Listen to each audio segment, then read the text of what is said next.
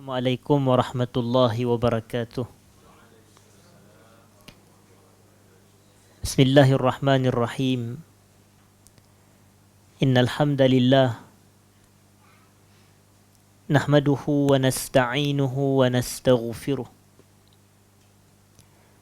Wa na'udzu billahi min shururi anfusina wa min sayyiati a'malina. Man yahdihillahu fala mudilla lahu wa man yudlilhu fala hadiya lahu. أشهد أن لا إله إلا الله وحده لا شريك له وأشهد أن سيدنا محمدا عبده ورسوله. اللهم صل وسلم وبارك على حبيبنا وسيدنا محمد وعلى آله وأصحابه وعلى من سار على نهجه إلى يوم الدين. أما بعد. Seluruh jawatan kuasa pengurusan Baitus Salam, hadirin dan hadirat, para pencinta ilmu yang dirahmati Allah sekalian. Pertama sekali kita bersyukur kepada Allah Subhanahu wa ta'ala kerana pada malam ini kita dapat bersama berkumpul di dalam satu majlis ilmu pada membahaskan berkenaan dengan sirah Nabi kita sallallahu alaihi wasallam menggunakan kitab Mukhtasaru Zadil Ma'ad fi Hadi Khairil Ibadi sallallahu alaihi wasallam. Ringkasan terhadap kitab Zadul Ma'ad yang ditulis oleh Al-Imamul Hafiz Syamsuddin Ibn Al-Qayyim rahimahullah. Dan kita masih lagi nak meneruskan perbahasan kitab yang kedua, iaitu Kitabus Salah, kitab salat. Faslun fi hadihi sallallahu alaihi wasallam fi salah. Fasal berkenaan dengan petunjuk Nabi sallallahu alaihi wasallam berkenaan dengan salat, berkenaan dengan salat. Dan pada kuliah yang lepas kita telah menceritakan berkenaan dengan bagaimanakah Nabi kita sallallahu alaihi wasallam melafazkan takbiratul ihram. Dan selepas Nabi kita melafazkan takbir, baginda membaca doa iftitah,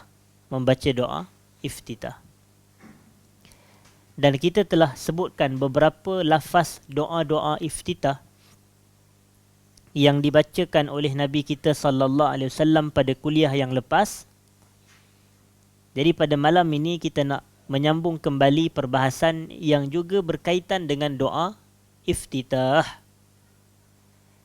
Dan kita telah sebutkan bahawasanya doa iftitah ini, ia mempunyai berapa nama yang lain. Kita kata ada 3 penamaan yang membawa maksud yang sama serta merujuk kepada doa yang sama. Yang pertamanya disebut sebagai doa iftitah, itu doa pembukaan, Dan yang keduanya disebut sebagai al-istiftah, doa meminta pembukaan daripada Allah Subhanahu wa ta'ala. Dan yang ketiganya ia juga disebut sebagai doa tawajjuh, doa tawajjuh, penghadapan dan pengarahan kepada Allah Subhanahu wa ta'ala. Sebab itu Nabi sallallahu alaihi wasallam membaca wajjahtu wajhiya lilladzi fataras samawati wal ard. Aku menghadapkan dan mengarahkan wajahku kepada Allah yang telah menciptakan langit-langit dan juga bumi.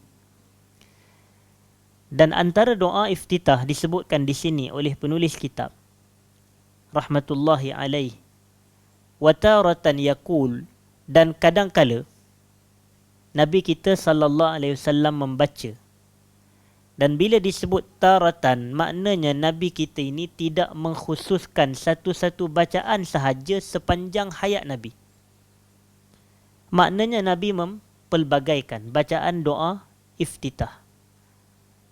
Dan kita pun kena melazimi sunnah ini, tidak berpada dengan satu bacaan sahaja. Dan kalau boleh, setiap kita ini, kan ada sebahagian ulama kita kata, kita dituntut untuk beramal dengan semua hadis-hadis yang sahih yang kita pernah ketahui, supaya kita tergolong dalam kalangan ahli kepada amalan tersebut. Dan ini disebut oleh Al-Imam Nawawi dalam kitabnya Al-Adhkar, disebut oleh An-Nawawi dalam Al-Adhkar. Maknanya dikehendaki ke atas setiap kita ini, bila kita dengar hadis yang menceritakan tentang amalan-amalan yang tertentu, kita kena amalkan walau sekali amalan sunat ni. Macam contoh puasa Isnin Khamis, kalau kita tak buat pun, sekali kena amalkan dalam hidup, supaya kita ini tergolong dalam kalangan ahlinya yang pernah melakukan ibadat puasa Isnin dan Khamis sebagai contoh. Macam tu juga dengan ibadah sembelihan korban, kena buat walaupun sunat. Demikianlah puasa pada hari Arafah ke, pada hari Ashura ke, pada hari Tasu'a ke, dan puasa 6 Syawal, semua tu kita kena buat. Dan kalau kita dengar tentang anjuran Nabi SAW pernah membaca zikir dengan lafaz sekian dan sekian, kena ikut apa yang Nabi pernah lakukan. Macam zikir selepas salat yang Nabi baca, kena ikut macam mana yang Nabi baca. Doa iftitah di dalam salat yang Nabi baca, kena ikut lafaz, dan kalau Nabi pelbagaikan, kita pun pelbagaikan juga. Sebab apa? Sebab nak beramal dengan intipati kandungan hadis Nabi SAW yang sampai kepada kita secara sahih. Nampak? Dan itulah benar-benar yang kita dianggap sebagai ikut. Dalam bahasa Arab disebut sebagai al-ittiba', sebagai al-ittiba'. Dan agama kita ini adalah ittiba', mengikut apa yang Rasulullah SAW amalkan dari sudut ucapannya, tindak tanduk perbuatannya, arahannya dan larangannya, semuanya kita follow, kita ikut.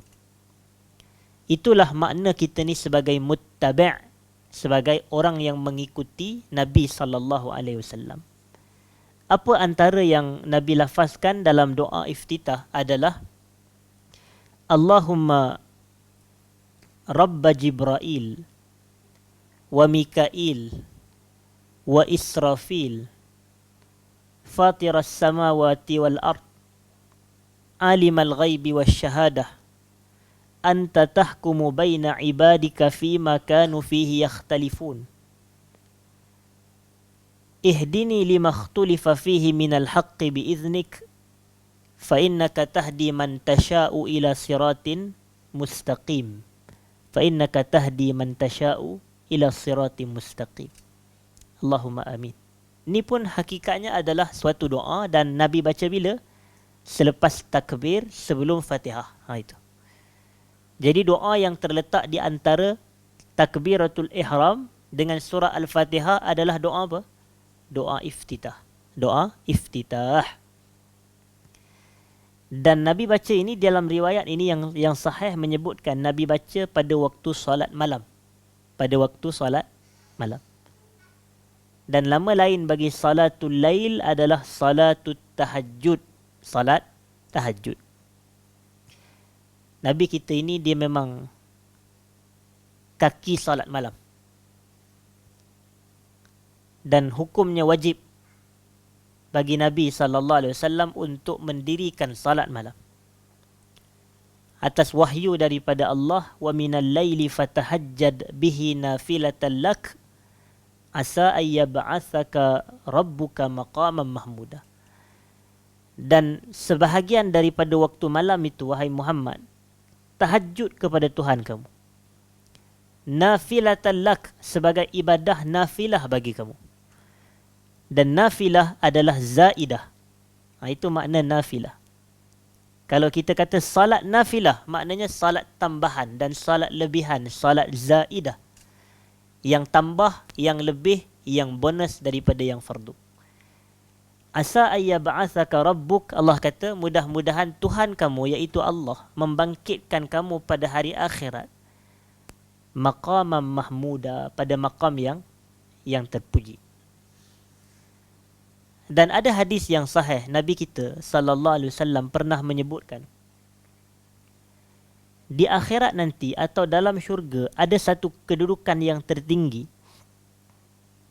la yanbaghi li ahadin min khalqillah, yang mana tidak ada seorang pun yang layak untuk menduduki tempat tersebut melainkan satu orang saja. Wa arju an akuna ana huwa, kata Nabi SAW. Dan aku berharap agar akulah yang diisi ataupun mengisi tempat kedudukan tersebut. Tak ada mana-mana hamba Allah yang lain yang dapat, dan Nabi kata arju an akuna ana huwa. Nabi tak jazamkan, Nabi pun tak pasti. Kau nak kata aku kabel baik punya dengan Allah, tak, tapi Nabi berharap. Arju an akuna ana huwa. Kemudian Nabi kata, wa man sa'ala lil wasilah halat lahu syafa'ati yaumal qiyamah. Dan itulah yang dinamakan sebagai wasilah. Wasilah ni satu kedudukan di syurga yang tidak ada orang lain yang boleh mengisinya kecuali satu orang sahaja daripada hamba Allah, dan Nabi berharap. Jadi sebab itu bila kita doa selepas daripada azan tu kan kita minta wasilah. Wa ba'athu, Allahumma rabbaha zihid da'wati tammati was salatil qa'imah ati Muhammadinil wasilata wal fadilah wa ba'athu maqaman mahmudan alladhi wa'atta. Itu antara doa yang dibaca selepas azan. Al-wasilah dan al-maqam al-mahmud. Dan ulama khilaf tentang makna maqam mahmud, kedudukan yang terpuji ini. Sebahagian kata syafaat kubra atau syafaat uzma Nabi. Dan banyak lagi lah riwayat-riwayat yang menceritakan berkenaan dengan apa makna maqam mahmud. Jadi Nabi ini diwajibkan untuk salat tahajud. Dan kebiasaan bacaan Nabi dalam salat tahajud, maknanya dalam salat sunat pun Nabi tak tinggalkan bacaan doa iftitah. Ini yang kita kena jaga ni. Rasulullah ni kalau dari sudut amalan jauh lebih dah mendahului kitanya. Tapi Nabi tak mengambil ringan terhadap perkara-perkara yang sunat. Ni kita kena jelas. Maknanya walaupun dalam salat malam pun Nabi tak melepaskan bacaan doa iftitah. Tidaklah Nabi semata baca Fatihah sahaja sebab kita buat yang wajib sahaja. Tidak. Nabi bukan konsep cukup dengan yang wajib. Nabi punya kaedah beramal bukan begitu. Tapi Nabi akan meraihkan yang wajib, ataupun Nabi akan, orang kata apa, menunaikan yang wajib serta meraihkan yang sunat. Yang sunat-sunat pun Nabi tak tinggalkan. Dan ini berbeza sedikit, dan saya kena tegur juga dengan pengamalan sebahagian masyarakat. Lebih-lebih lagi kadang-kadang imam-imam dalam salat. Lebih-lebih lagi kalau salat tu adalah salat tarawih. Kadang kita tengok, salat tarawih kadang selepas takbiratul ihram, Allahu Akbar, terus Bismillahirrahmanirrahim, Alhamdulillahi Rabbil Alamin. Ditinggalkan bacaan doa iftitah. Nampak? Dan ini tidak sayugia, tidak sepatutnya begitu. La yanbaghi dalam bahasa Arab. La yanbaghi ini tak sepatutnya, tak seharusnya, tak sayugia. Kalau kita buat perkara sebegitu. Dan sebahagian kita pun macam tu juga. Salat di rumah tak payah nak tunggu tarawih. Kalau salat seorang di rumah tu, ataupun salat sunat di rumah, baca Fatihah je, tak ada baca surah selepas Fatihah. Maknanya kita tak baca surah Al-Ikhlas ke, surah At-Tin ke, surah sekian dan sekian ke, tapi baca Fatihah sebab cukup lah tu, nampak? Kenapa kita tak ada rasa tamak dalam beribadat? Dalam arti kata nak buat lagi. Tapi kerana apa ketamakan itu hanya ditujukan kepada bab-bab dunia je, bab harta nak lebih. Tapi bab amal nak cukup. Cukup lah, macam tu. Jadilah tu. Tak apalah. Tapi kalau bab dalam proses nak mencari harta, kalau Nabi SAW sifatkan, lau kana li bani adama wadiyani mimmal labtagha thalithan, kata Nabi SAW. Kalaulah seorang anak Adam tu dia mempunyai dua lembah yang penuh dengan harta. Ui, kaya tu, dua lembah penuh dengan harta. Labtagha thalithan. Apa yang Nabi kata, dia tidak akan alhamdulillah jadilah tu. Nabi tak kata begitu. Tapi dia akan cari apa? Lembah yang ketiga yang penuh dengan harta juga. Tapi di hujung hadis Nabi kata wala yamla'u jawfa bani adama illa turab. Tidak ada yang akan memenuhi perut anak Adam ni, rongga dalaman dia ini, melainkan tanah je nanti. Pasir je. Bila dia mati masuk kubur, bukan harta dia yang banyak tu yang akan bersama dia, tapi hanya pasir sahaja yang akan bersama dengan dia.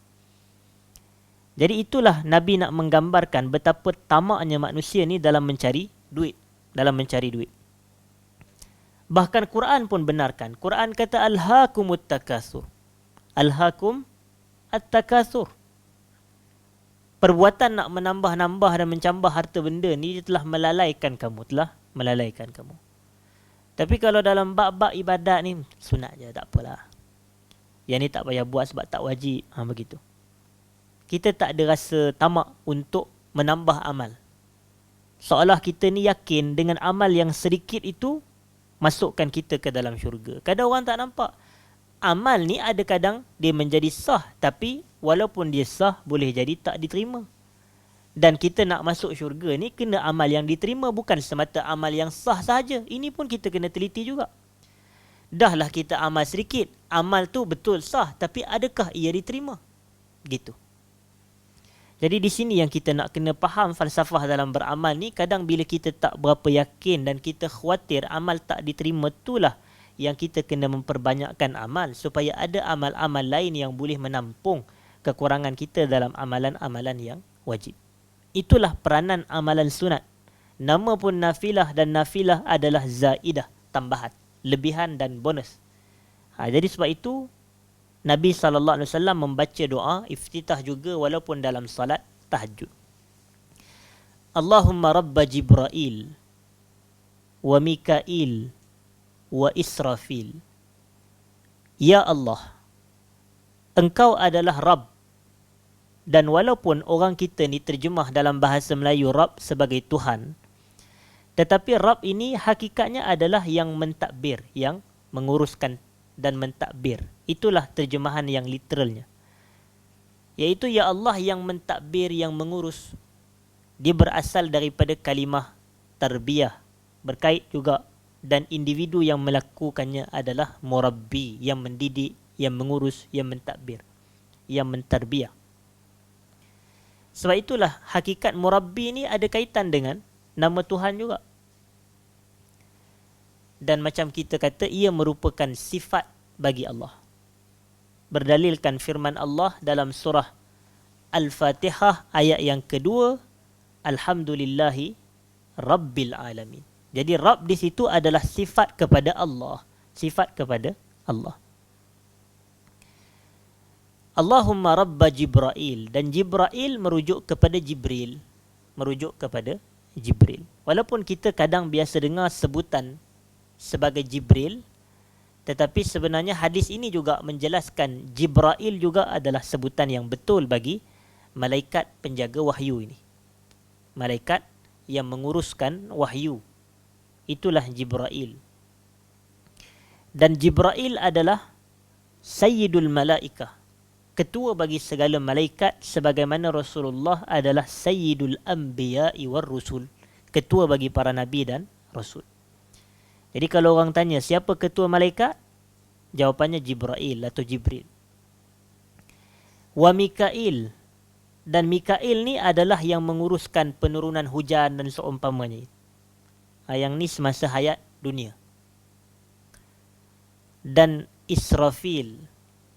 Dan malaikat Israfil ni adalah yang akan pada akhir hayat manusia keseluruhannya nanti, yang dikatakan sebagai meniup sangkakala itu.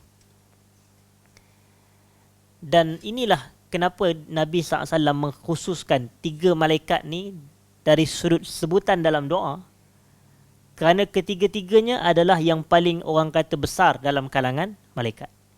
Yang paling peranannya hebat, yang paling tinggi, yang mulia kedudukannya, Jibrail, Mikail dan Israfil.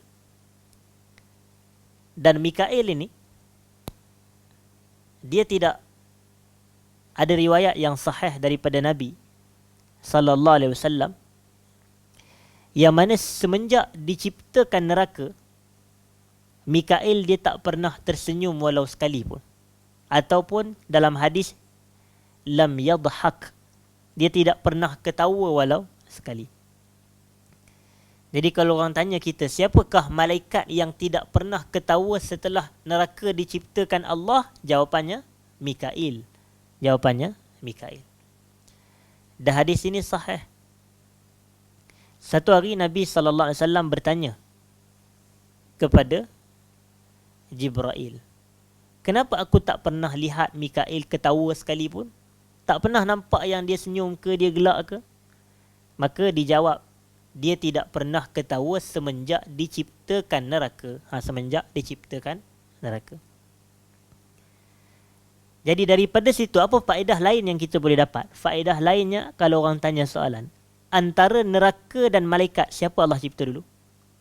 Malaikat dulu. Di situ kita dapat. Kenapa? Kerana semenjak dicipta neraka, malaikat Mikail ni dia tak pernah senyum. Maknanya dia dululah. Dia hidup dulu. Dia diciptakan dahulu. Jadi itulah soalan kalau orang tanya, antara neraka dan para malaikah, siapakah yang dulu? Kita kata malaikat dulu. Kemudian barulah Allah ciptakan neraka. Jadi Israfil. Kemudian Nabi menyeru lagi kepada nama Allah. Fatiras samawati wal ard. Nampak? Fatiras samawati wal ard. Fatir maknanya khaliq. Nama lain bagi fatir adalah khaliq, yang maha mencipta. Yang maha mencipta. Yang telah menciptakan as-samawati wal ard. Dan as-samawat ni dia datang dalam bentuk plural, dalam bentuk jamak, kerana langit ada 7 lapisan. Langit ada 7 lapisan. Dan dalil yang jelas menunjukkan langit ini ada 7 lapisan ini adalah hadis yang menceritakan tentang Isra' dan Mi'raj itu. Hadis riwayat Imam Muslim dalam Sahih Muslim, apabila pada langit yang pertama Nabi bertemu dengan Nabi Adam alaihissalam. Langit yang kedua dengan Nabi Yahya dan Isa. Langit yang ketiga Nabi Idris. Yang keempat Harun. Yang kelima Yusuf. Yang keenam Musa. Dan yang ketujuh Nabi apa? Nabi Ibrahim alaihissalam. Jadi ketujuh langit ini Nabi berjumpa keseluruhannya dengan 8 orang Nabi. Dengan 8 orang Nabi. Daripada Adam sampailah kepada Ibrahim alaihimus salatu wassalam. Dan di situ menunjukkan langit ni as-samawat, bukan samak satu je. As-samawat. Adapun yang kita nampak di atas kita ni namanya langit apa? Langit dunia. Ni langit dunia. Tapi atas tu lagi banyak lagi langit. Jadi inilah yang kita katakan as-samawat. Allah yang menciptakan langit-langit itu. Wal ard. Dan al-ard didatangkan dalam arti kata bumi. Wal ard. Kemudian apa dikatakan dalam Nabi di sini? Alimal ghaibi wasyahadah. Yang menguasai ataupun yang mengetahui. Itu. Al-ghaib wasyahadah. Alam ghaib dan alam nyata. Itu hakikat. Benda yang tersembunyi dan juga benda yang nyata. Macam kita ni, benda yang nyata pun kadang-kadang kita terlepas pandang juga. Kita tak tahu juga. Benda dah jelas. Bukan benda tu ghaib pun. Tetapi Allah ni dia maha mengetahui yang ghaib dan juga yang syahadah. Yang ghaib ni yang tersembunyi, yang syahadah ni yang nyata, yang jelas. Dan ketiga-tiga ini, bila Nabi menyeru Allah dengan seruan Tuhan kepada Jibril, Mikail, Israfil, menciptakan langit-langit dan juga bumi, maha mengetahui yang ghaib lagi yang nyata. Ketiga inilah yang kita sebut sebagai tawassul dalam doa dengan nama dan sifat Allah. Itu dia. Dan ini termasuk dalam kategori at-tawassulul masyru', tawassul yang disyariatkan. Kalau orang tanya kita apa makna tawassul, maka kita kata menjadikan sesuatu sebagai wasilah antara kita dengan Allah dalam doa. Hakikatnya tawassul adalah bahagian daripada doa. Tetapi dalam keadaan yang tertentu, tawassul ini lebih memustajabkan doa. Itu. hakikatnya tanpa tawassul pun kalau kita berdoa, Allah akan mustajabkan juga doa. Kerana Allah sebut jelas, wa qala rabbukum ud'uni astajib lakum. Doa kepadaku, aku mustajabkan. Tetapi macam kita sebut, doa ni dia ada seni dia. Dia ada cara dia untuk kita mencapai dan menggapai kemustajaban doa. Dan salah satu cara daripada seni-seni dalam berdoa ini adalah dengan kita bertawassul dengan asma dan sifat. Nama-nama Allah dan juga sifat-sifat Allah berdalilkan nas Quran juga. Walillahil asma'ul husna fad'uhu biha. Allah mempunyai, Allah memiliki nama-nama yang baik, maka berdoalah kamu kepada Allah menggunakan nama-nama Allah itu. Menggunakan itulah yang disebut sebagai apa? Tawassul. Dan ini dilakukan oleh Nabi SAW. Sebelum Nabi nak meminta, sebelum adanya satu talab, satu permintaan, Nabi dahulukan permintaan dengan seruan nama Allah ni dengan sifat-sifat Allah Jalla fi'ula. Allahumma rabba Jibril wa Mikail wa Israfil fatiras samawati wal ard alimal ghaibi wasyahada. Anta tahkumu baina ibadika fima kanu fihi yakhtalifun. Engkaulah yang memutuskan hukum, yang menjatuhkan keputusan dalam kalangan hamba-hambamu terhadap perkara yang mereka selisihkan, terhadap perkara yang mereka khilaf. Dan kita tahu bahawasanya hakikat khilaf dalam kalangan manusia ni wujud sentiasa, dan itu fitrah kejadian makhluk ni hakikatnya. Kan ada satu ayat dalam Quran yang Allah Ta'ala mengatakan wala yazaluna mukhtalifun. Wala yazaluna mukhtalifun. Maknanya Allah kata pada permulaan ayat tu, boleh kalau Allah nak jadikan manusia ni sebagai satu umat yang satu. Tapi wala yazaluna mukhtalifun. Mereka akan sentiasa bercanggah dan berbeza pandangan. Tapi di sini yang kita kena jelas bahawasanya dari sudut perbahasan khilaf, ada yang disebut sebagai al-khilaful maqbul, khilaf yang diterima. Dan nama lain bagi al-khilaful maqbul ini adalah al-khilaful mahmud, khilaf yang terpuji. Dan nama lain bagi al-khilaful maqbul adalah al-khilafus sa'igh, maknanya perbezaan yang diraikan.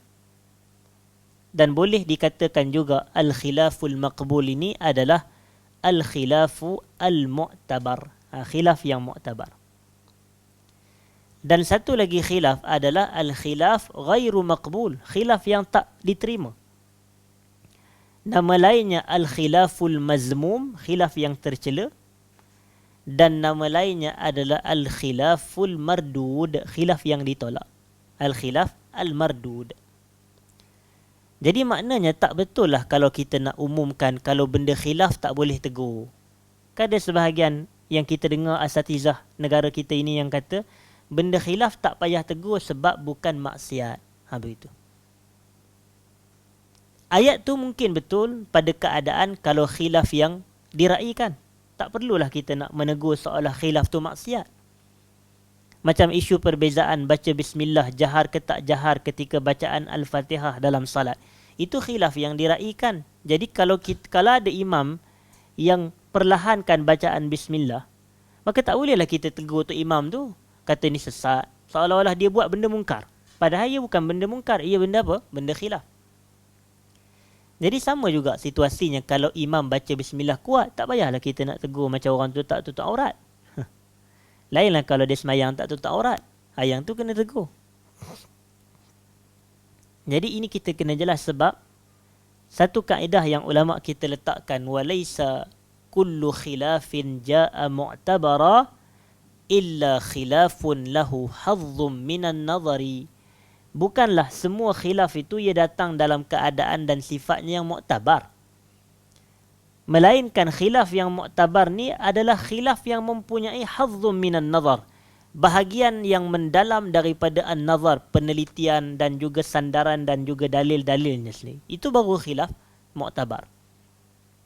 Macam isu bacaan kunut subuh. Ini khilaf muktabar. Tak perlu kita nak rigid dan kita nak keras seolah nak menafikan orang yang buat ni tak ikut sunnah dan mengatakan orang yang tak buat tu sesat dan seumpamanya. Tidak perlu ke ayat-ayat macam ni. Dia ni ada satu istilah yang tuan-tuan kena jelas. Innama afsadud dunya nisfu tabib wa afsadud din nisfu faqih. Yang ni ayat yang kita kena jelas. Yang merosakkan dunia adalah tabib yang separuh masak. Dan yang merosakkan agama adalah faqih yang separuh faqih. Ulama yang separuh faqih. Dia tak faham betul-betul. Itu hakikat dia. Jadi bila dia tak faham, rosaklah agama. Rosaklah agama. Dan tuan-tuan mungkin biasa dengar tentang satu khalifah namanya Harun Ar-Rashid. Harun Ar-Rashid. Harun Ar-Rashid ni, dia kita kena teliti sedikit dari sudut sirah dan sejarahnya. Kadang-kadang pada zaman itulah yang kata kecenderungan terhadap Mu'tazilah berlaku dan seumpamanya. Jadi sebab itu kita tengok ada sebahagian khalifah-khalifah ni dia bukannya jahil langsung. Tapi dia ada dia punya kefahaman tu kefahaman yang tidak tepat dalam agama dan akhirnya menyebabkan kerosakan yang lebih besar daripada kebaikan. Khalifah Al-Ma'mun, itu maksud saya, Khalifah Al-Ma'mun.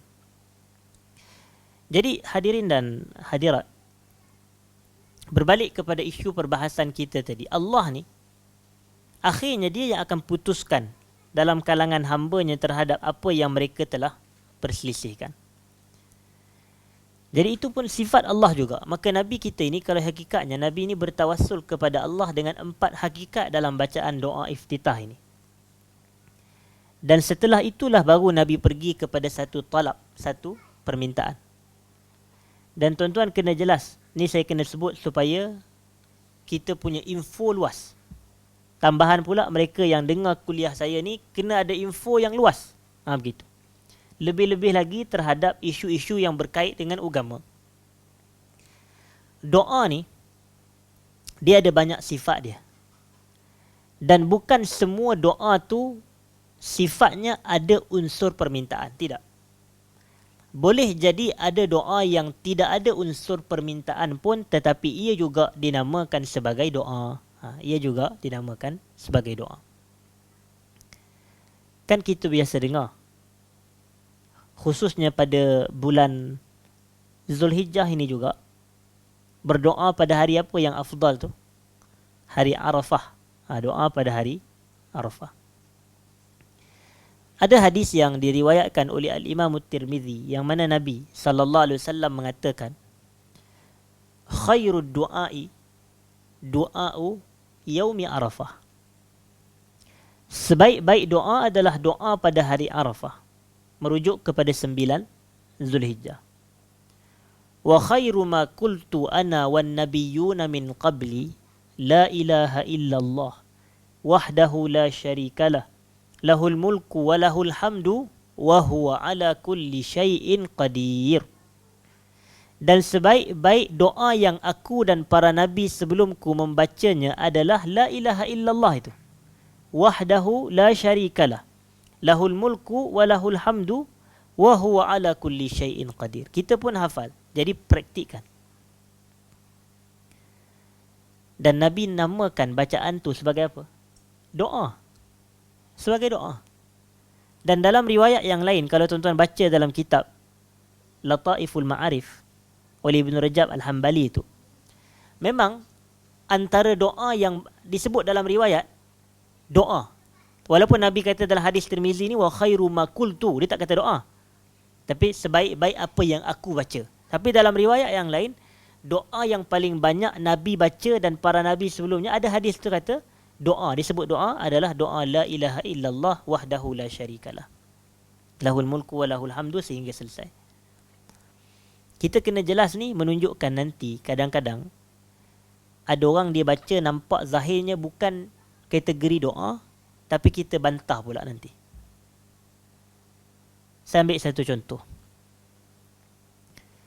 Ada orang dianjurkan baca di dalam sujud salat,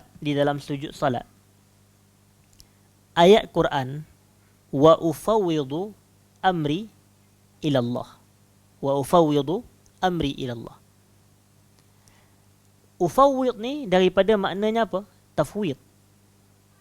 Tafwid ni maknanya kita serahkan. Itu makna dia. Aku serahkan urusanku ni kepada siapa dia? Kepada Allah. Ada tak unsur permintaan di situ? Tak ada. Tapi dia kata, ufawwid amri ilallah, aku serahkan urusanku kepada Allah. Tak ada pun. Ya Allah ampunkan aku. Ya Allah bagi rezeki kepada aku. Ya Allah kasih aku, sayang aku. Tak ada. Dan nanti kalau ada orang yang salah faham, dia kata ni ayat ni tak boleh baca ketika sujud. Sebab apa? Dalam sujud kan ada larangan daripada membaca ayat Quran, kecuali dengan niat doa. Lepas tu orang tu kata wa ufawwidu amri ila Allah, bukan doa. Jadi tak boleh baca dalam sujud. Contoh. Tapi rupanya bila kita membanyakkan pembacaan, baru kita tahu doa ni dia banyak jenis dia. Sebenarnya wa ufawwidu amri ila Allah tu pun doa juga. Jadi kalau seseorang baca di dalam sujud dengan niat doa, bukan niat baca Quran, maka ia dibolehkan. Kalau niat baca Quran, dia termasuklah dalam larangan tu yang Nabi kata dalam hadis Muslim, inni qad nuhitu an aqra'al Qur'ana raki'an aw sajida. Aku dilarang membaca Quran ketika rakaat atau ketika sujud. Tetapi kalau dia baca ayat Quran tetapi dengan niat doa pada ketika sujud, yang mana sujud merupakan tempat mustajab doa, tidak mengapa. Dan dalilnya adalah yang paling jelas adalah doa Nabi Yunus. Doa Nabi Yunus. Cuba kita teliti doa Nabi Yunus. Ada tak unsur permintaan? Jawapannya, tak ada. La ilaha illa anta, tidak ada Tuhan selainmu, subhanaka, maha suci kamu, inni kuntu minaz zalimin, aku tergolong dalam kalangan orang zalim. Mana permintaannya? Yang tu lebih kepada apa? Pengiktirafan, lebih kepada tasbih, lebih kepada tahlil. Tak ada pun unsur permintaan pun. Macam Allahumma ghafir li dhunubika, Allahumma inni as'aluka ilman nafi'aka. Tak ada. Tetapi apa? Itu doa juga.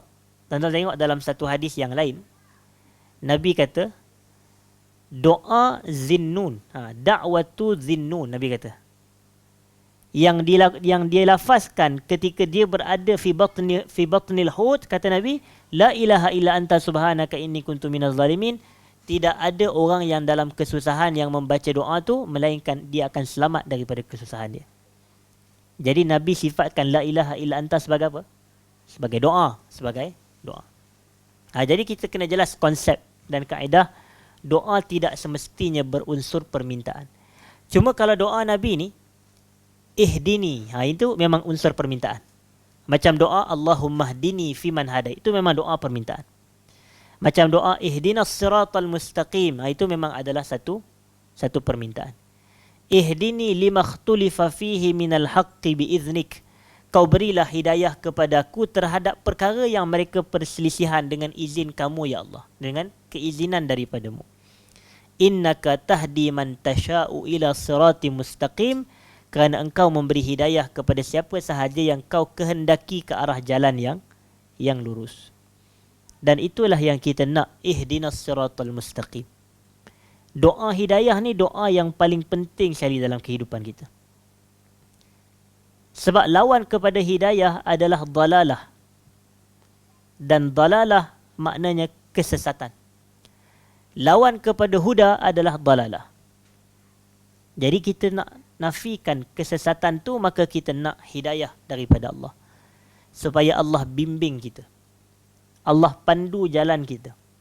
Dan supaya Allah bagi ketepatan kepada kita ini dalam setiap tindak tanduk kita dan ucapan kita.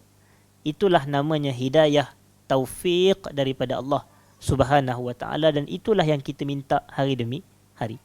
Ihdinas siratal mustaqim. Dan hidayah inilah yang telah dilalui oleh 4 golongan yang disebutkan dalam surah An-Nisa, yang mana Allah menyatakan wa may yuti'illaha war rasul faulaika ma'al ladzina an'ama Allahu 'alaihim minan nabiyyin was-siddiqin wasyuhada'i was-salihin wa hasuna ulaika rafiqa. Kata guru saya dahulu, Al-Syekh Abu Ubaidah Mashhur bin Hassan Al-Salman hafizahullah, 4 golongan ini, para nabi, para siddiqin, para syuhada, para salihin, mereka menghimpunkan dan menggabung jalinkan antara 2 sifat yang paling utama dalam kategori dan ciri orang yang mendapat hidayah, iaitu mereka ada ilmu dan mereka beramal dengan ilmu.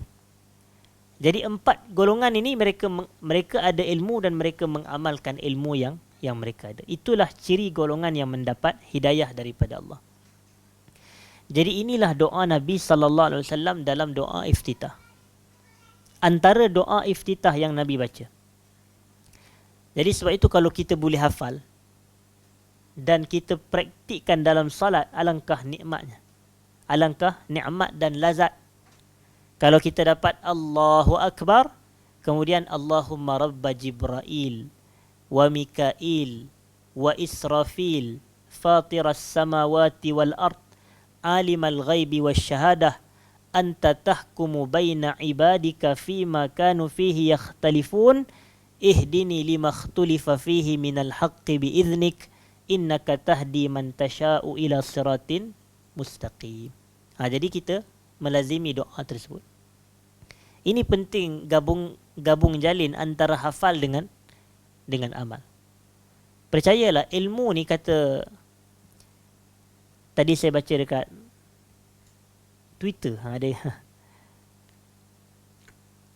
di Twitter ada satu perkongsian lah. Saya memang cukup jaga dengan siapa saya follow, dengan siapa saya friend. Itu. Supaya apa? Supaya saya punya apa yang dipanggil timeline tu semuanya penuh dengan ilmu je. Kadang kita nak baca kitab ni tak ada masa. Tapi kalau kita dapat kawan-kawan kita yang rajin baca kitab juga, dan dia rajin buatkan perkongsian di media sosial, jadi dia tulis, bila dia tulis, dapat ilmu baru ni. Walaupun kita tak baca kitab tu, tapi saya boleh screenshot untuk fokus saya. Tapi kalau saya duk tulis, duk cari entah friend, entah mana-mana orang dalam Facebook, kemudiannya tulis sikit-sikit duk cerita tentang putus cinta, putus tunang, bla bla bla, kata apa faedah yang aku dapat, contoh. Jadi sebab itu kadang-kadang penelitian ini penting. Jadi begitu juga di media sosial saya yang semuanya lah seperti Twitter dan seumpamanya. Jadi ada satu yang saya baca tadi, dikongsikan kata-kata daripada Al-Imam Syafi'i, sekiranya saya tak silap. Daripada Al-Imam Syafi'i. Yang mana antara yang banyak dia sebut adalah ilmu tu bukan apa yang dihafal, tetapi ilmu adalah apa yang memberi manfaat. Itu hakikat dia. Ilmu bukan semata apa yang dihafal. Rupanya hafalan dia tak ada bawa benda penting sangat pun tanpa disertakan dengan amal. Sebab tu kadang-kadang kita tengok ada orang yang dakwah hafal 15 juzuk tu. Tapi tidak disertakan dengan amal. So, tak ada benefit. Dan bila saya baca penulisan itu tadi, yang di Twitter tadi, saya fikir satu benda. Saya pun lupa kat mana saya baca tadi. Tapi saya baca sebab scroll sekejap. Dan saya dalam hati saya kata, bahkan bukan ilmu je sifat dia begini. Semua benda yang bernilai, hafal ni apa nama lain bagi hafaz? Hafaz ni jaga, pelihara, simpan, betul tak? Ni wallet ni. Wallet ni nama lain dia mihfazah. Mihfazah. Nama wallet dalam bahasa Arab adalah tempat kita simpan duit. Itu mihfazah tu. Jadi hafizah tu maknanya apa? Walaupun dia hafal, tapi dia jaga dan dia simpan. Itu hakikat. Semua benda yang bernilai, dia takkan dapat apa-apa pun. Tak ada nilai pun kalau kita semata simpan je. Tuan-tuan ada duit, simpan je, apa manfaatnya? Tapi dekat mana dia jadi manfaat? Bila kita ada duit, boleh jadi kita beli barang contoh. Bila kita beli barang, barulah kita dapat manfaat daripada duit yang kita guna. Tapi kalau semata ada harta, simpan je. Dah simpan, tak sempat nak guna, mati pula. Allah, sedihnya kehidupan gitu. Simpan, tak sempat, mati dia. Allah. Yang untung siapa dia? Boleh jadi kerabat dia. Yalah, kita pun bukannya tak nak bagi kerabat kita untung.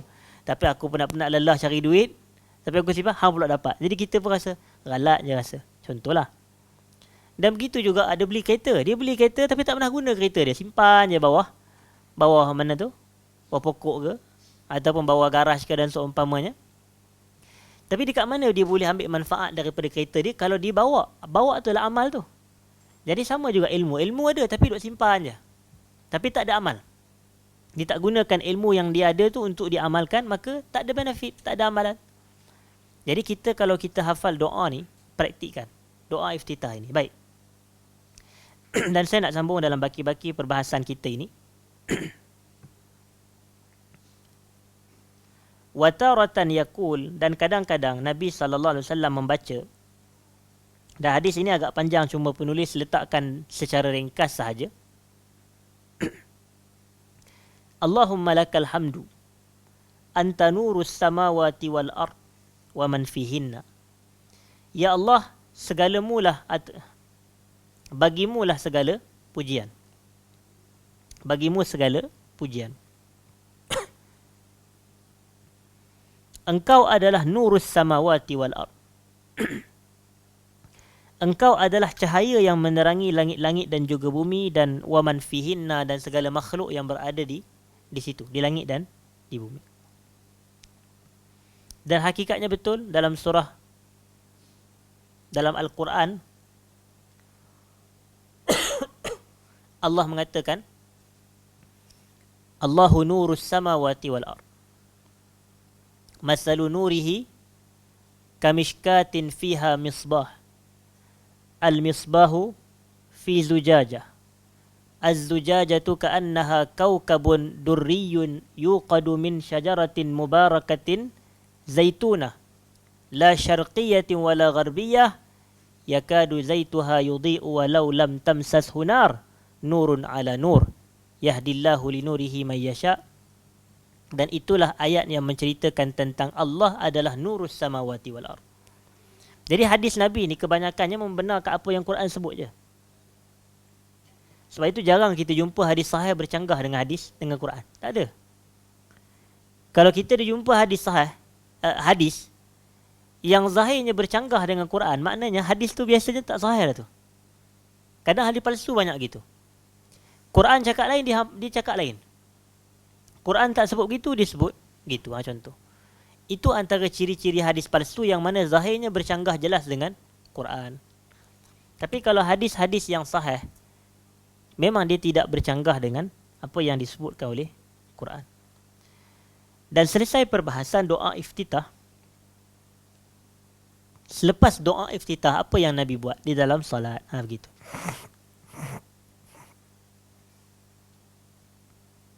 Maka disebutkan oleh Ibn Al-Qayyim, wa kana sallallahu alaihi wasallam yaqulu ba'da dhalik, selepas Nabi membaca doa iftitah, baginda pun membaca a'udzu billahi minasyaitonir rajim.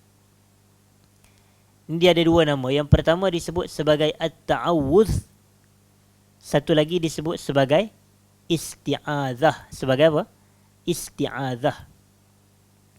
Ta'awudz pun betul, isti'adzah pun betul, kedua-duanya merujuk kepada lafaz sebutan a'udzu billahi minasyaitonir rajim. Dan perintah untuk memulakan bacaan ayat Al-Quran dengan isti'adzah adalah perintah Quran. Perintah Quran. Apa kata Allah? Idza qara'tal Quran fasta'iz billahi minasyaitonir rajim. Cuma ulama tafsir berlaku perbezaan pandangan. Perkataan qara'ta, fi'il apa? Fi'il madhi ke mudhari' ke amar? Idza qara'ta, qara'a tu. Ha. Sebenarnya qara'a ni fi'il madhi. Dia sama macam apa contoh ayat tu? Yang cerita tentang idza kumtum ila salah. Ya ayyuhalladzina amanu idza kumtum ila salati faghsilu wujuhakum. Idza kumtum tu pun hakikatnya fi'il madhi juga. Fi'il madhi ni maknanya perbuatan yang dah berlalu ke yang belum nak dibuat. Kalau hakikat dah berlalu dah. Tetapi maknanya kenapa? Itu yang sebahagian ulama khilaf. Bila sebenarnya nak baca isti'azah ni? Selepas selesai baca Quran ke sebelum baca Quran? Itu makna yang dibahaskan dalam kitab-kitab tafsir. Kalau kita buka tafsir, memang kita akan jumpa. Ada sebahagian kata, sebenarnya ia dibaca selepas. Maknanya selepas selesai, contohnya, selepas waladhdallin amin, contohnya, a'udzubillah minasyaitanirrajim. Tapi sebahagian kata tidak. Sebahagian kata, ini adalah sebelum. Ini adalah sebelum. Dan inilah pandangan yang paling sahih. Idza qara'ta di situ, kata Al-Imamul Baghawi, dalam kitabnya Ma'alimut Tanzil ataupun Tafsirul Baghawi, dia kata dalam bab idza kumtum tu, dia kata idza aradtumul qiyam ila salah, apabila kamu nak mendirikan salat. Itu. Jadi sama juga idza qara'ta ni fasta'iz billahi minasyaitan, idza aradtumul qiraah. Itu. Apabila kamu nak, apabila kamu ingin memulakan pembacaan Quran, fasta'iz billahi minasyaitanir rajim. Maka hendaklah kamu mohon perlindungan Allah daripada syaitan yang direjam. Syaitan yang direjam. Jadi sebab itu, sebagai kita nak beramal dengan intipati kandungan Quran, setiap kali kita nak mulakan baca Quran, a'udzubillahi minasyaitanirrajim, dapat pahala amal Quran. Allahu Akbar. Itu cara nak dapat pahala ni. Bukan semata kalau kita baca idza qara'tal Quran tu, fasta'iz billahi minasyaitanirrajim pun dapat pahala juga. Tapi kalau kita mengamalkan dengan erti kata selepas tu, maka kita dapat pahala juga. Rupanya kalau kita tengok para ulama kita ni, selain daripada mereka duk baca kitab, mengajar kitab, syarah kitab, tulis kitab, antara benda yang mereka fikirkan juga adalah cara nak pahala ni bagi banyak. Perbuatan tu boleh jadi sikit, nampak sikit, tapi dia boleh buat satu benda tu, satu perbuatan tu dapat banyak pahala. Nampak? Itu yang kita nak. Satu perbuatan tu dia banyak pahala. Sebab kita ni memang kita berhajat kepada pahala sebenarnya. Berhajat kepada pahala yang banyak. Contohnya, apa yang disebutkan oleh Ibn Taymiyah rahimahullah, dia kata kalaulah seseorang yang membaca la ilaha illallah. La ilaha illallah tu kan zikir.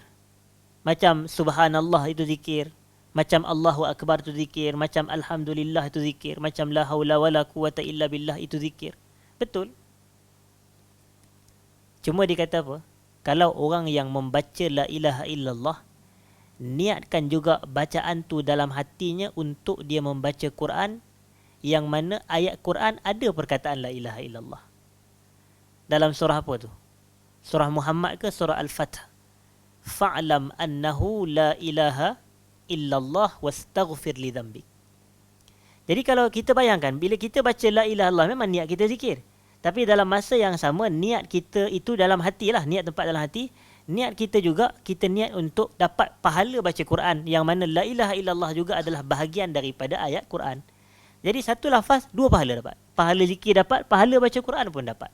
Begitulah kita ni, niat yang membesarkan pahala kita kadang-kala.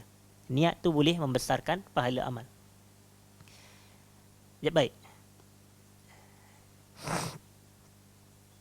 Selepas Nabi beristi'adzah, dan hukum isti'adzah ni adalah sunat. Ini kita kena jelas walaupun tak disebut oleh penulis kitab. Hukum isti'adzah sebelum memulakan pembacaan Quran adalah sunat. Dan selepas itu kata penulis kitab, summa yaqra'ul Fatihah. Kemudian selepas Nabi a'udzubillahi minasyaitanirrajim, dan Nabi pun membaca surah Al-Fatihah. Dan kalau tuan-tuan lihat kepada perbahasan fiqh, seperti contoh kita tengok yang terdapat dalam kitab Matan Abi Syuja', Matan Abi Syuja', yang ditulis oleh Al-Imamul Qadi Abu Syuja' rahmatullah alaih. Dalam tu dia bahas tentang arkanus salah, rukun-rukun salat dalam matan dia. Dan dia kata wa minha ay wa min arkanis salah, antaranya qiraatul Fatihati, dan dia sambung wa bismillahirrahmanirrahim ayatun minha. Itu. Ni dalam matan Abi Syuja'. Antara rukun salat adalah membaca surah Al-Fatihah, dan bismillahirrahmanirrahim adalah sebahagian daripada Fatihah. Itu.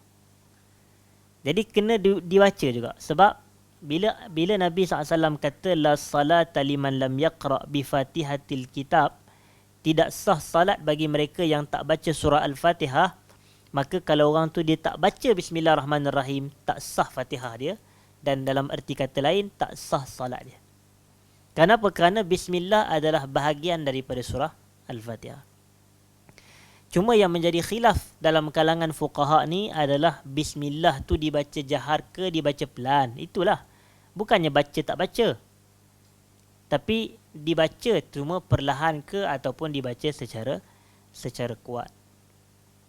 Maka apa jawapan Ibn Al-Qayyim? Dia kata wa kana yajharu bi bismillahirrahmanirrahim. Nabi ni kadang-kala Nabi menjaharkan bacaan bismillah. Wa yukhfiha aktsara mimma yajharu biha, dan dalam banyak keadaan Nabi memperlahankan bismillah berbanding Nabi menjaharkan bismillah. Jadi maknanya apa? Kalau orang baca bismillah kuat pun dia ikut sunnah Nabi, dan kalau dia baca bismillah perlahan pun dia ikut sunnah Nabi. Dan isu bacaan bismillah kuat dan perlahan ini hanyalah pada salat jahriyah sahajalah, iaitu salat yang dibaca secara kuat, seperti salat subuh, 2 rakaat yang pertama maghrib, dan 2 rakaat yang pertama daripada salat isyak. Jadi ketika itu baru kita dapat detect bismillah ni dibaca kuat ke tidak. Kalau dalam salat yang sirriyah itu, salat yang dibaca secara perlahan, memang kita tak dengarlah imam baca bismillah kuat ke tidak. Sebab salat tu memang tidak dalam arti hukumnya tidak disunatkan untuk dibaca kuat. Tapi kalau orang baca juga, macam contoh ketika salat jahar dia baca pelan, ketika salat pelan dia baca kuat, hukum dia adalah makruh. Itu perbahasan hukum fiqh. Sebab kita kena jelas apa je perbuatan yang kita buat, dia sama ada dia akan berlega dari sudut 5 hukum tu lah. Wajib ke, sunat ke, harus ke, haram ke, makruh. Begitu. Setiap perbuatan mesti ada hukum tersebut. Dan dikatakan di sini Nabi ni sallallahu alaihi wasallam kalau membaca ayat Al-Quran, baginda akan membaca satu-satu. Begitulah orang kata petunjuk Nabi dalam membaca Quran. Maknanya jaranglah Nabi ni nak baca wasal ni. Maknanya macam Bismillahirrahmanirrahim, alhamdulillahi rabbil alamin, arrahmanirrahim, maliki yaumiddin, iyyaka na'budu wa iyyaka nasta'in, ihdinas siratal mustaqim. Biasa Nabi tak baca begitu. Tapi Nabi Bismillahirrahmanirrahim. Dan Nabi berhenti. Alhamdulillahi rabbil alamin. Begitu. Maknanya Nabi satu ayat. Dan sebenarnya bacaan begitu dia lebih mudah kepada penghayatan sebenarnya. Sebab baca laju-laju ni, kadang kita tanya nak pergi mana? Nak pergi mana? Apa yang nak cepat sangat? Sebab itulah kita kata salat kita ni memang kita kena peruntukkan masa. Nabi kata arihna biha ya Bilal, rehatkan kami dengan salat wahai Bilal. Bukannya arihna minha, rehatkan kami daripada semayang. Tak payah semayang lagi tu. Bukan. Tapi arihna biha, rehatkan kami dengan salat.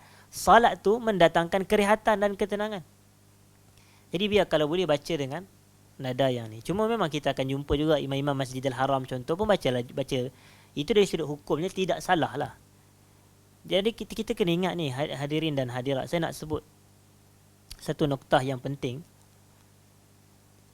Supaya kita ni, biarlah kita bersifat dengan sifat talabatul ilmi haqqan. Penuntut ilmu yang sejati, yang hakiki. Kadang-kadang walaupun sesuatu perbuatan tu Nabi tidak buat. Begitu. Dan kalau ada benda tu yang kita buat, tak semestinya benda itu adalah berdosa. Itu. Kita kena jelas benda ni. Dan tak semestinya benda tu dilarang. Dan tak semestinya benda tu salah.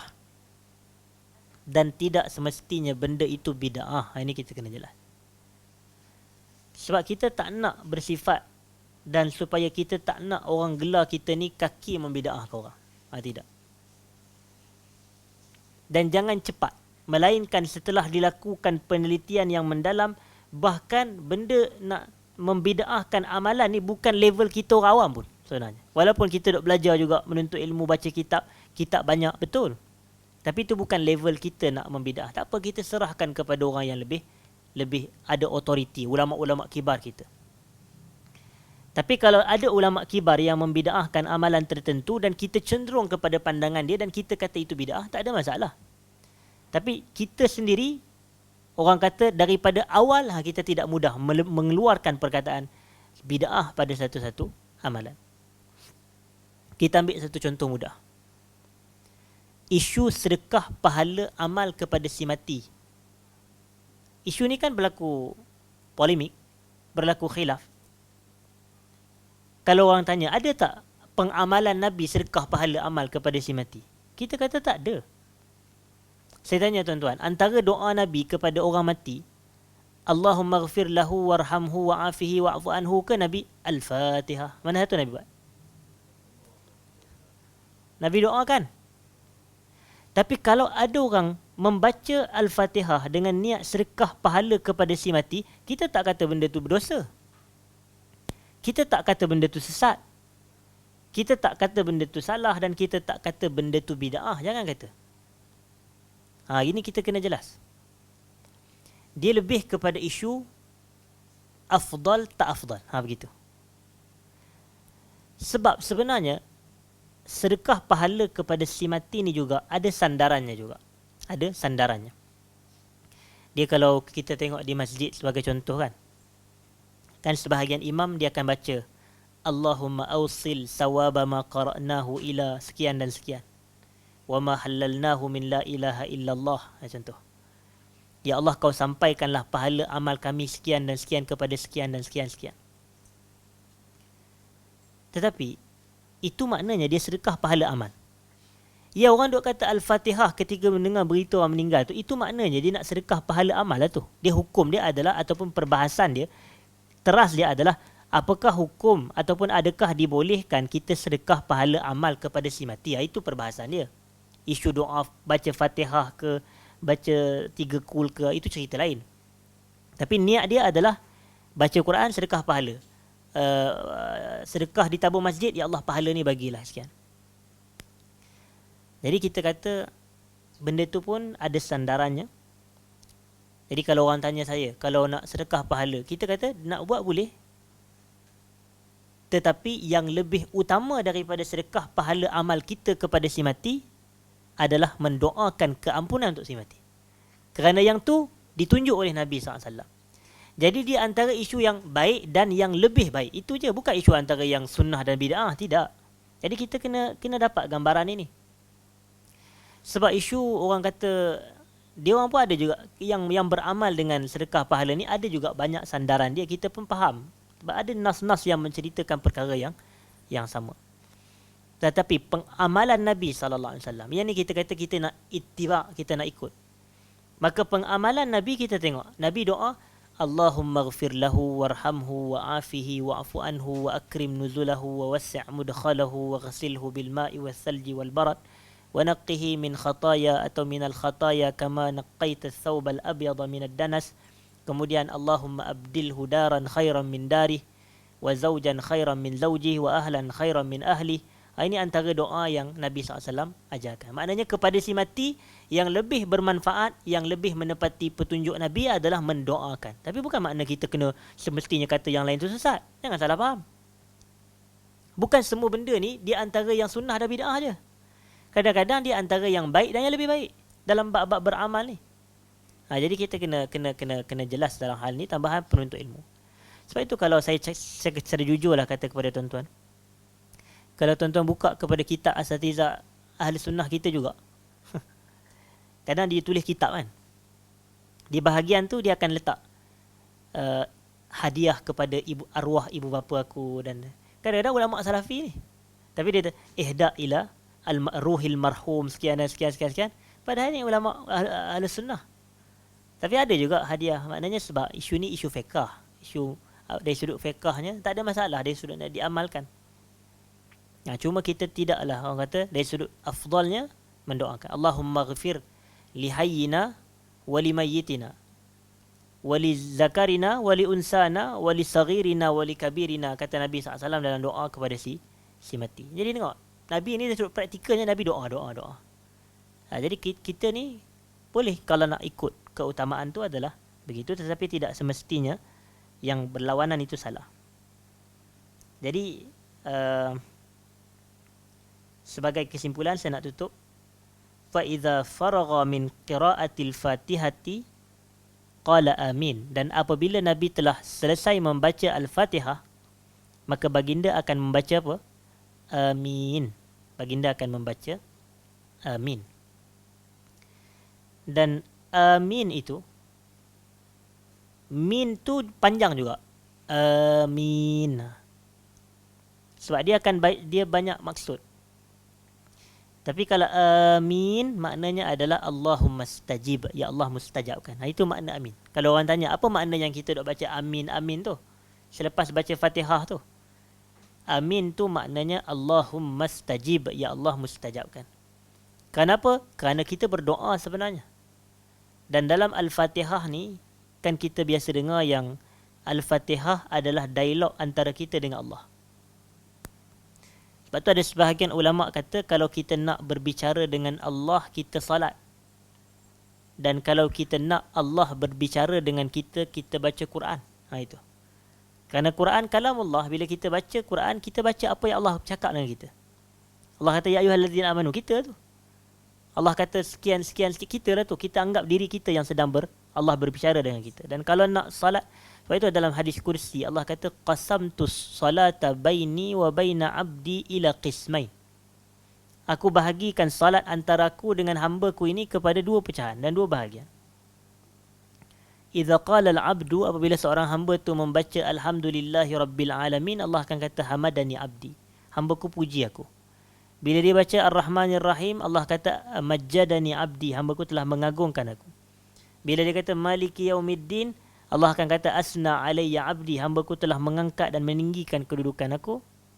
Dan bila hamba tu baca iyyaka na'budu wa iyyaka nasta'in, maka Allah kata hadza baini wa baina abdi wa li abdi ma sa'al, ini antara aku dan hamba-Ku, dan untuk hamba-Ku ini apa yang diminta.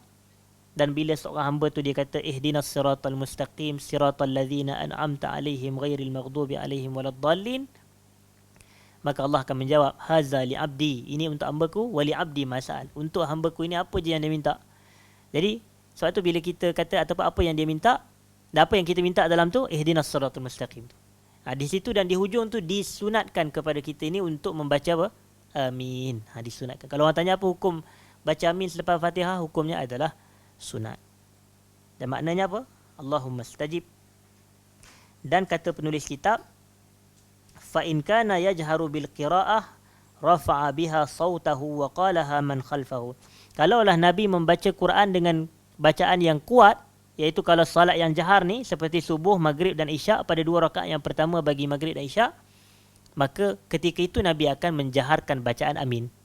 Tapi kalau Nabi sembahyang zuhur, Nabi tak kuat tiba-tiba amin, tak ada. Kalau sembahyang asar tak ada. Qabliyah dan ba'diyah tak ada, sebab salat sunat.